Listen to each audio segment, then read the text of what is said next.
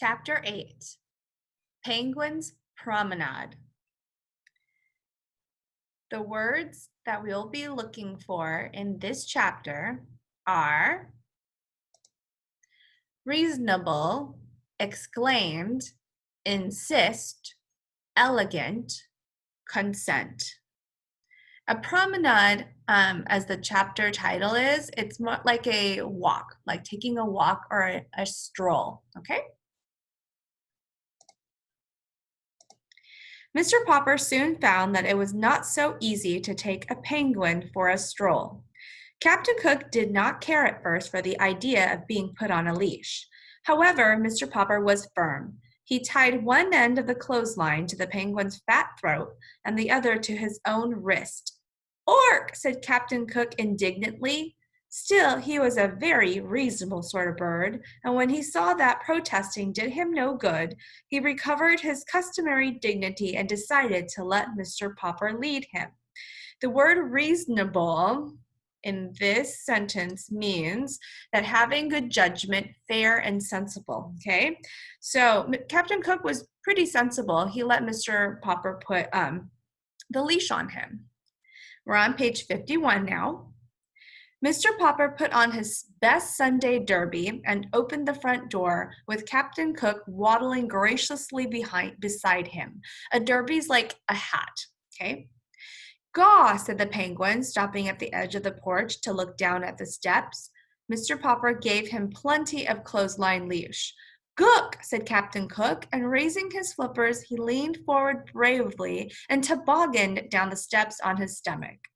Mr. Popper followed, though not in the same way. Captain Cook quickly got up on his feet again and strutted to the street ahead of Mr. Popper with many quick turns of his head and pleased comments on the new scene. Down Proudfoot Avenue came a neighbor of the Poppers, Mrs. Callahan, with her arms full of groceries. She stared in astonishment when she saw Captain Cook and Mr. Popper, looking like a larger penguin himself in his black tailcoat.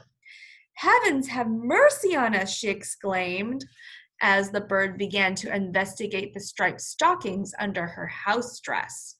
Okay, the word exclaimed means to cry out suddenly, okay? She cried out in surprise. She's never seen this type of bird before, right?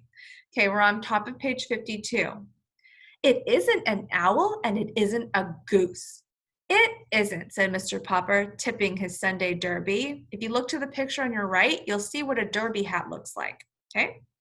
"It's an Antarctic penguin, Mrs. Callahan." "Get away from me," said Mrs. Callahan to Captain Cook. "An anteater, is it?" "Not anteater," explained Mr. Popper. "Antarctic. It was sent to me from the South Pole." "Take your South Pole goose away from me at once," said Mrs. Callahan. Mr. Popper pulled obediently at the clothesline while Captain Cook took a parting peck at Mrs. Callahan's striped stockings. "Heaven preserve us," said Mrs. Callahan. "I must stop in and see Mrs. Popper at once. I would never have believed it. I will be going now." "So will I," said Mr. Popper as Captain Cook dragged him off down the street. Their next stop was at the drugstore at the corner of Proudfoot Avenue and Main Street. Here, Captain Cook insisted on looking over the window display, which consisted of several open packages of shiny white boric crystals. Okay? The word insisted means to demand something forcefully. Now, Captain Cook saw something and he really, really wants to look at it. We're on page 53. Suddenly, a car wheeled to the nearby curb with a shriek of its brakes, and two young men sprang out, one of them bearing a camera. "This must be it," said the first young man to the other. "It's them, all right," said the second young man. The cameraman set up his tripod on the sidewalk. By this time, a small crowd had gathered around, and two men in white coats had even come out of the drugstore to watch.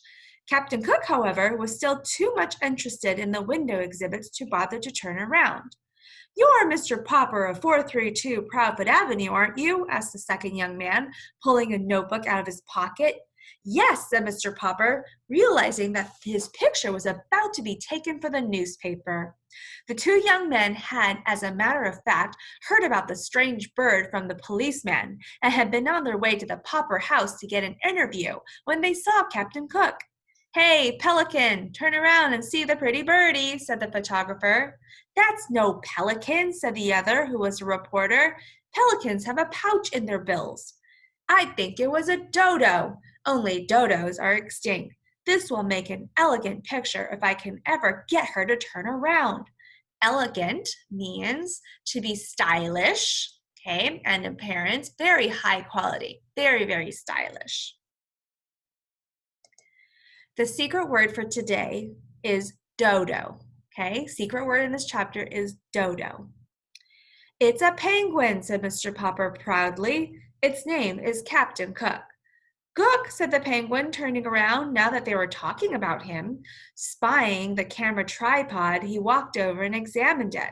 Okay, the camera tripod, if you look in the picture, has 3 legs. It's what the camera is sitting on top of. We're on page of bottom of 54. Probably thinks it's a 3-legged stork, said the photographer. This bird of yours, said the reporter, is it a he or a she? The public will want to know. Mr. Popper hesitated. Well, I call it Captain Cook. That makes it a he, said the reporter, writing rapidly in his notebook. Still curious, Captain Cook started walking round and round the tripod till the clothesline, the penguin, Mr. Popper, and the tripod were all tangled up. At the advice of one of the bystanders, the tangle was finally straightened out by Mr. Popper's walking around the tripod 3 times in the opposite direction. At last, Captain Cook, standing still beside Mr. Popper, consented to a pose.